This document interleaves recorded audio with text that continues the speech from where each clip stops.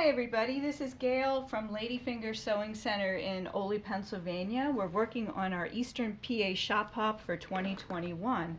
And today's block is from 118 Fabrics and More. You can see that it is a snail's trail block, and this block finishes at 12 inches. So this is a little more interesting to dissect and determine what dyes that we use for it, but the good news is I know what they are and I can share that information with you right now.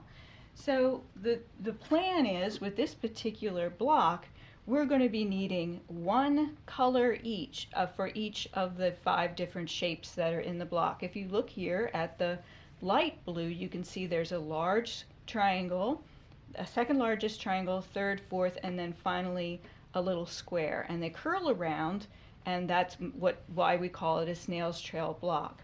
Now there is a 12-inch finished snail's trail block die for snail's trail, and it's only for the Go Big machines, and you could certainly use that, but because we're only making one of these blocks, we can just do it with our regular dies, and I'll show you what ones they are.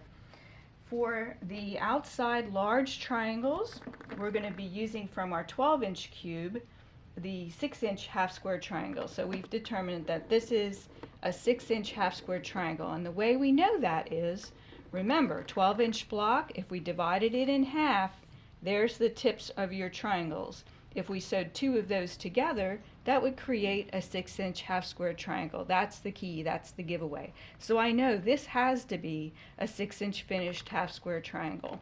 So we're going to be needing that.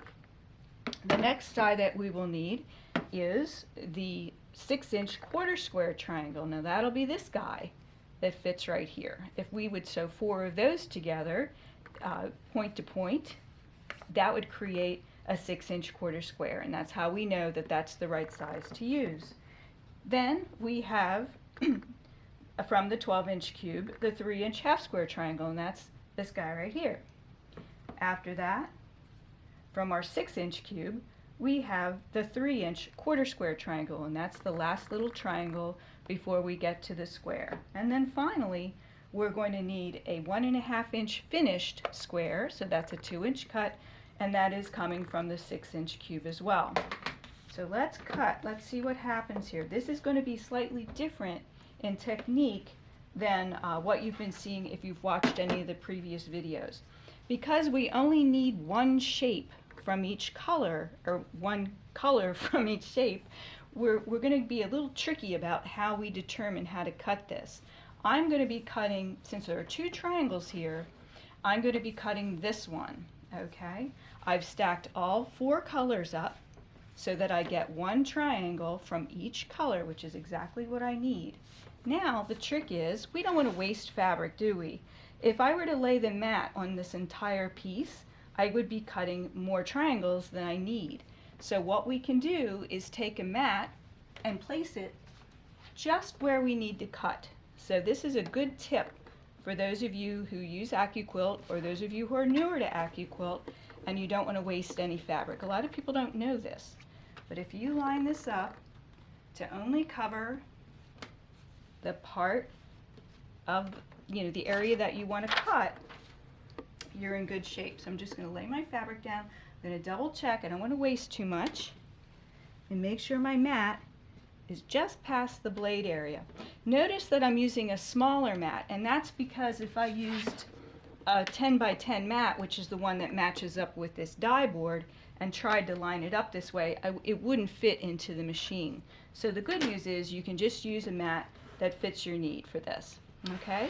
Since I want to watch my grain line again when I cut, I'm going to turn this and slide my mat this way so I have enough room for everything. And the excess fabric can just get tucked in, and it goes into the machine. It's really very simple. Now I have all 4 triangles cut, and as you can see, I've been very, very efficient with the fabric, haven't I? Isn't that great? So now I'm ready to cut the next size down, and what I generally do is trim away the little schnibbles here so they are not in my way. And now I'm going to cut the next triangle set, which is slightly smaller. So we'll get rid of this. And now we're going to be doing the 12-inch quarter square triangle, which finishes, it's a 6-inch finished square. So now, once again, I need to determine the most economical way to cut out these shapes. Since I only need one triangle, here I overcut a little bit. We'll just move it over this way. That's okay. There, we're good. We'll just make sure I'm all lined up. Now I only need this part of the triangle, quarter square triangle.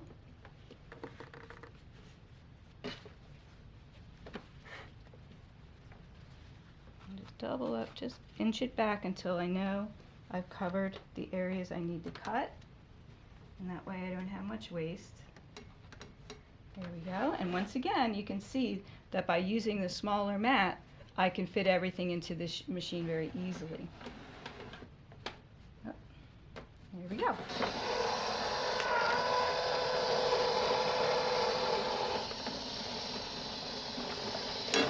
Okay.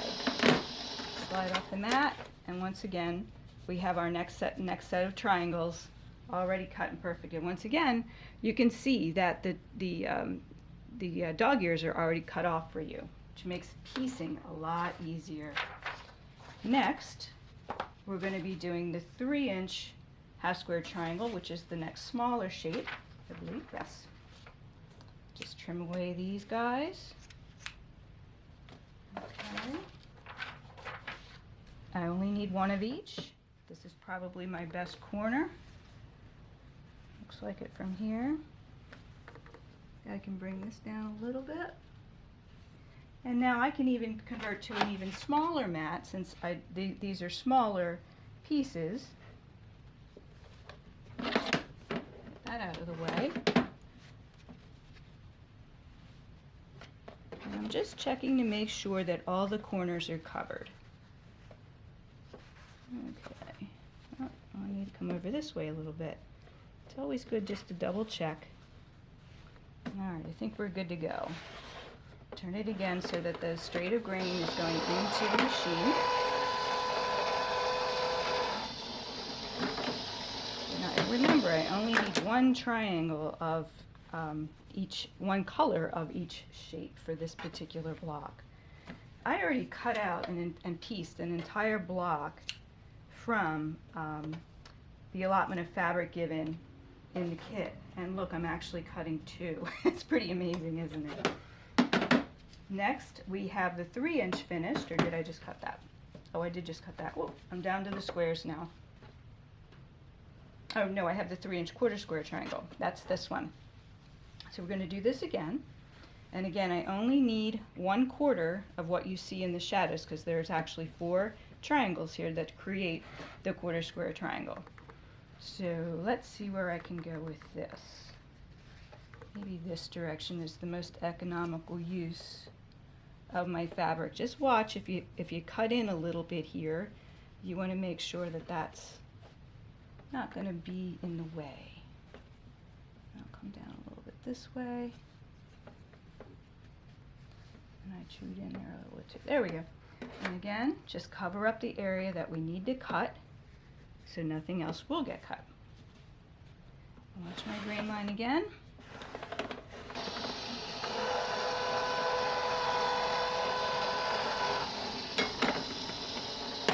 Okay, there we go. There's our last triangles. Now all we have are the 4 squares. We have 4 squares on this die. We only need 1 square from each color. So what we can do is just cover up 1 square on the die itself. Now check this out. I don't have any fabric over here, so it's okay to put the mat over the whole thing, and it won't matter. Okay, and that's what we're going to do.